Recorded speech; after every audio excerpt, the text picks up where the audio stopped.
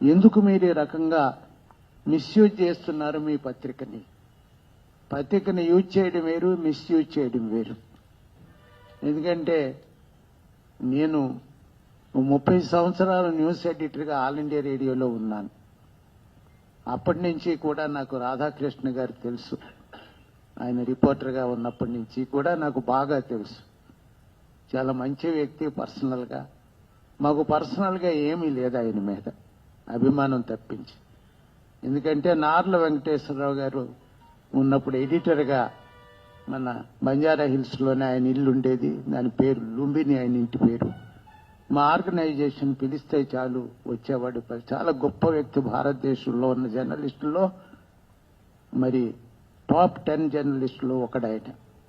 అటువంటి ఆయన పేపర్ నడిపాడు. అందువల్ల ఇప్పటికీ నేను అది వచ్చినప్పటి నుంచి రాధాకృష్ణ గారు ప్రారంభించినట్టు మొట్టమొదటి బాబు సబ్స్క్రైబర్ నేనే అయి ఉంటాను. అంత రెస్పెక్ట్ ఉంది ఆ పేపర్ అంటే. దానికి ట్రెడిషను, చాలా గొప్ప ట్రెడిషన్ ఎన్నో ఉన్నటువంటి పత్రిక. అందువల్ల వ్యక్తిగతంగా మాకేమీ లేదు. కానీ మేము బాధపడేది ఏమంటే ఆయన ఒక తప్పుడు రోలు ప్లే చేస్తున్నాడు.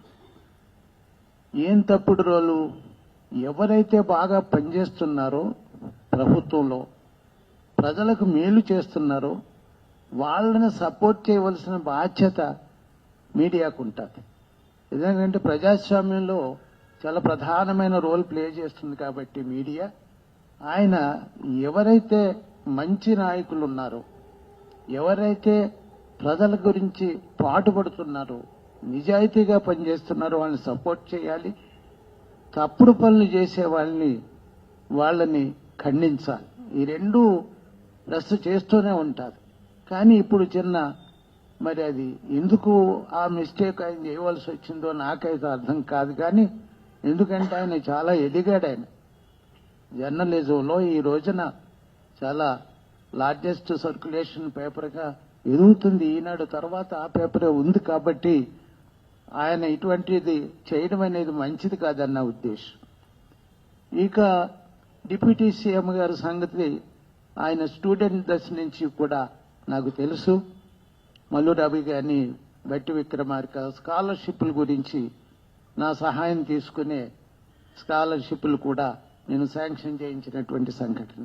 చాలా యాక్టివ్గా, చురుగ్గా స్టూడెంట్ డేస్ నుంచి కూడా మంచి వ్యక్తిత్వం కలిగినటువంటి వ్యక్తి.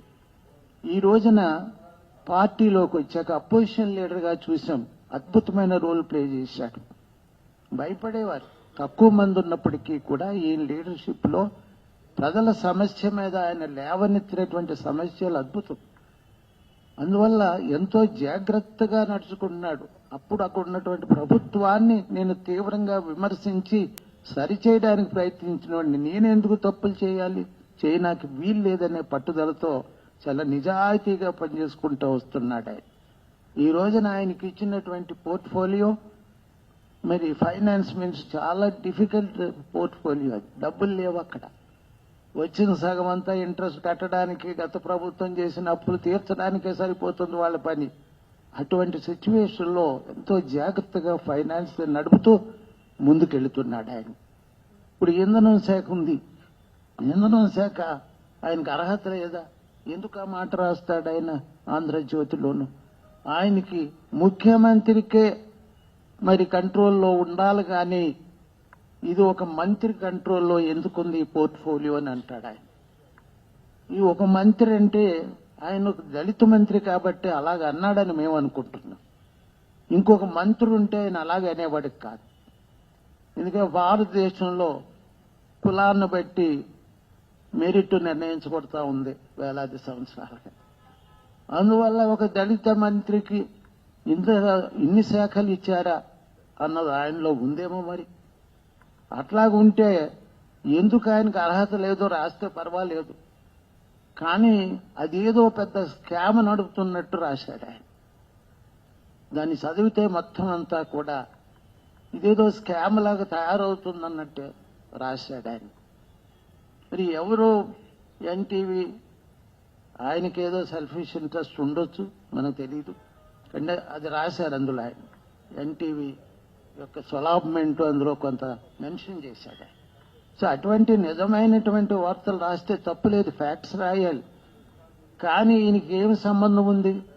మన మిత్రులు ఆ డిపార్ట్మెంట్లో మంచి ఉద్యోగం చేస్తూ అసోసియేషన్ నడుపుతున్నటువంటి గొల్ల రమేష్ గారు చాలా వివరంగా చెప్పుకొచ్చాడు. ఆయన ఏం చెప్పవలసిన పర్లేదు. ఆ సంస్థని ఏ రకంగా డెవలప్ చేయడానికి ఆయన ప్రణాళిక సిద్ధం చేశాడు. డైవర్సిఫికేషన్ ఆఫ్ ప్రాజెక్ట్స్ కింద దాన్ని ఆర్థికంగా నిలదొక్కునేటట్టు చేయడు. ఎందుకంటే ప్రమాదంలో పడుతుంది అది ఆర్థికంగా. దాన్ని నిలదొక్కుకోవడానికి చేస్తున్నటువంటి ప్రయత్నం ఏదైతే ఉన్నదో దానికి మీడియా సహకరించాలి. ఎందుకంటే ఇది 70,000 మంది మరి ఉద్యోగస్తులు అందరూ పనిచేస్తున్నారు. వాళ్ళ జీవితాలతో ముడిపడి ఉంది. ఇది ఒక రకంగా గుండెకాయ లాంటిది మన తెలంగాణకి. ఇంత పెద్ద కంపెనీ మరొకటి లేదు కాబట్టి దాన్ని కాపాడుకోవడానికి, దాన్ని వృద్ధి చేయడానికి, ప్రొటెక్ట్ చేయడానికి ఆయన చేస్తున్నటువంటి కృషి నిజాయితీగా చేస్తున్న దాన్ని మరి ప్రజల మీద ఇంట్రెస్ట్ ఉంటే, ఉద్యోగస్తుల మీద ఇంట్రెస్ట్ ఉంటే దాన్ని సపోర్ట్ చేయవలసినటువంటి బాధ్యత ఆంధ్రజ్యోతి లాంటి మంచి